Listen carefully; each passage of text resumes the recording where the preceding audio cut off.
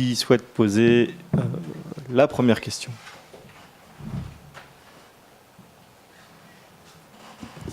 Qui souhaite poser la deuxième question? J'ai peut-être une interrogation du coup à vous soumettre. J'ai parlé beaucoup, très vite, donc voilà, une question que j'aurais bien posée à Laurine tout à l'heure, mais je voulais d'abord vous présenter voilà, nos projets Muséobases.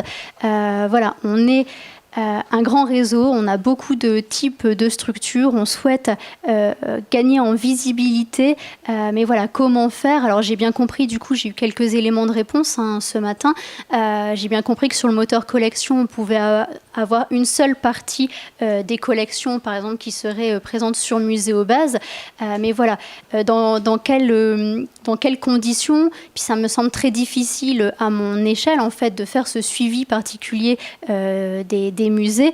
Est-ce qu'on pourrait, parce qu'on est en juin quand même, à participer à Joconde pour être moissonné plus largement sur le moteur collection. Donc voilà, est-ce qu'on pourrait avoir les musées de France qui sont sur Joconde, qui sont moissonnés de ce fait sur le moteur collection, et puis d'un autre côté, les petites structures non labellisées, mais qui seraient quand même présentes sur le moteur collection d'une manière ou d'une autre. Elle est là, j'ai cru qu'elle était partie, Laurine. Tiens, je te passe le micro. Oui, je vais répondre en me servant de l'exemple d'Isabelle, à côté de qui je suis, parce qu'effectivement, c'est ce qu'elle précisait tout à l'heure. L'idée, c'est pas de doublonner, c'est bien effectivement de permettre du moissonnage d'hiver. Donc après, ça nécessiterait de votre côté, bien entendu, d'identifier et de séparer les bases à référencer dans le moteur collection qui ne seraient pas déjà référencées dans Joconde. Mais c'est tout à fait possible. Ce qui n'est pas une mince affaire. Ce qui n'est pas une mince affaire, on est d'accord. Ok, les intervenants, vous avez d'autres questions pour la salle? Non, ça va. Non, j'avais un petit commentaire, c'est qu'en fait, on voit que finalement, l'aspect quantitatif du nombre de vues, le nombre de partages, le nombre de pages consultées, etc., ça, les systèmes le permettent, mais le côté qualitatif des consultations, quel profil, etc., ça reste toujours un mystère. Donc c'est vrai que c'est un peu compliqué avec les consultations en ligne. C'est ça, c'est qu'effectivement, alors ça s'appelait toujours le nombre de consultations, mais finalement, qui consulte, pourquoi faire et à quoi ça aboutit, ça reste quand même un grand mystère. Laurine? Sur cette question, justement, j'avais une question. On a vu tout à l'heure que vous comptabilisez le nombre de vues. Est-ce que vous pouvez nous parler un petit peu des autres outils que vous avez mis en place au niveau du wiki pour justement analyser un peu les usages qui en sont faits? Les usages, c'est ce que je disais, c'est que c'est un peu difficile. Alors peut-être, je ne suis pas la meilleure personne pour en parler. Il y a des outils statistiques. Donc par page, par photo, toutes ces données-là, on les a. Il suffit d'aller sur la page consacrée aux statistiques et de rentrer les éléments qui nous intéressent. Donc on peut avoir des statistiques sur de très longues périodes à partir du moment où le document a été mis en ligne. Donc tout ça, c'est indiqué. Par contre, le Wikipédia, c'est libre. Il n'y a pas de gens qui se connectent pour pouvoir consulter les documents. Donc à part ces questions de quantification, on ne peut pas avoir d'autres éléments. Je ne crois pas qu'il existe d'autres choses que les éléments que j'ai pu donner. Mais je pense que c'est peut-être à l'étude, effectivement, puisque c'est des problématiques que l'on retrouve partout. Donc j'imagine qu'avec les big data, peut-être qu'il y a un travail à faire autour de ces pratiques. On a une question. C'est à nouveau Isabelle Dumunaï. Je pensais par rapport à ça, est-ce qu'il y a une veille sur ce qui... Puisque tu as montré plusieurs exemples d'éditorialisation de photos, de collections issues de... Est-ce qu'il y a quelqu'un qui surveille, qui fait de la veille sur... c'est pas possible sur l'exhaustivité, j'imagine bien, mais est-ce que vous avez un moyen de faire une veille pour voir de quelle façon, au moins, avoir une trace de comment sont réutilisés ou pas, ou est-ce que c'est au hasard du surf ou au hasard de personnes qui vous signalent qu'ils ont utilisé une de vos collections ou une photo ou photo essentiellement? Alors il y a une documentaliste qui fait de la veille. Donc elle, effectivement, elle peut voir sur le web, sur les publications, qu'est-ce qui a été repris par le musée, justement par des éditeurs concernant les collections du musée. Ensuite, on a des retours indirects. Donc le projet Phébus a parfois des retours. Lorsque j'ai les gens lorsque j'ai des contacts avec les éditeurs, je leur demande s'ils le souhaitent de m'envoyer un exemplaire du document, ce qui n'est pas toujours le cas.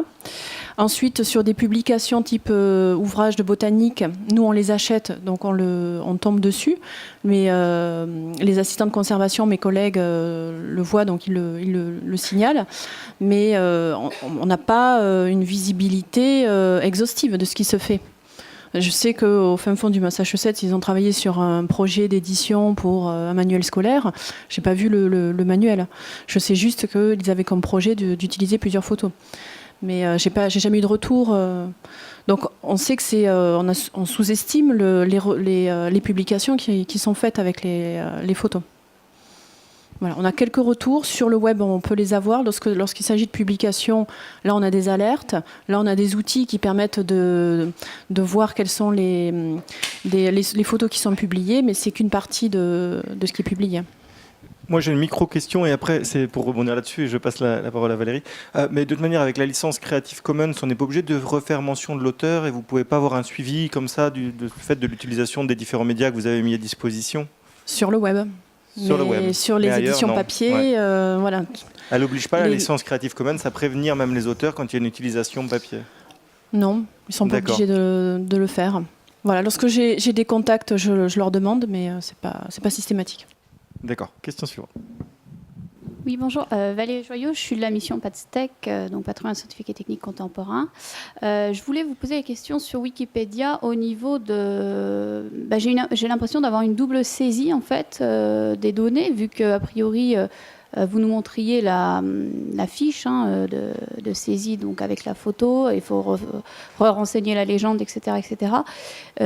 En termes pratico-pratiques, ça vous a demandé du coup un certain investissement en personnel, moyens humains, moyens financiers. Comment ça s'est passé ? Alors en fait, le projet de Wikimedia, il se fait dans le cadre du projet Phébus. Donc on a vu que c'est accolé au muséum. Donc c'est les Wikimédiens qui font leur prise de vue et qui rendent ces données-là, avec la collaboration des assistants de conservation. Donc en fait, c'est autonome. C'est géré en autonomie.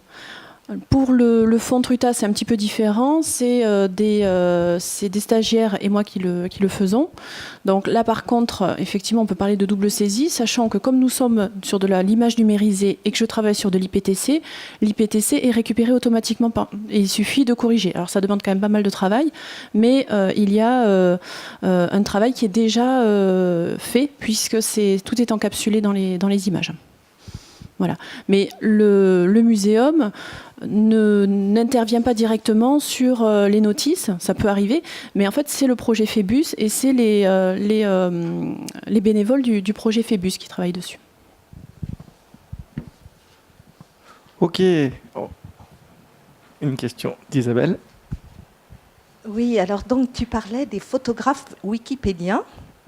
Donc vous travaillez donc avec des bénévoles et je voulais savoir pour donc les musées qui voudraient s'orienter vers cette solution, c'est vous qui les choisissez, c'est-à-dire que est-ce que vous avez complètement, parce que la qualité des images que tu nous as montrées était exceptionnelle, donc vous avez d'excellents photographes. Donc comment ça se passe la collaboration avec ces photographes ? Alors, les photographies que je vous ai présentées, c'est principalement Didier Descoings qui les a réalisées. Donc, c'est quelqu'un qui est naturaliste, qui est médecin, qui est naturaliste, qui a quand même une connaissance et une sensibilité et une passion pour nos collections et pour ce patrimoine et ce domaine-là. Donc, c'est une chance. Et d'autres photographes, ponctuellement, vont venir l'aider.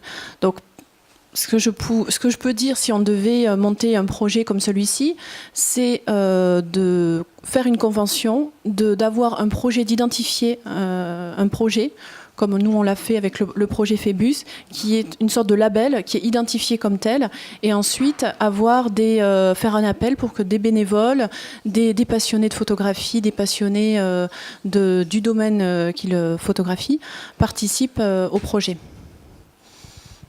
Voilà.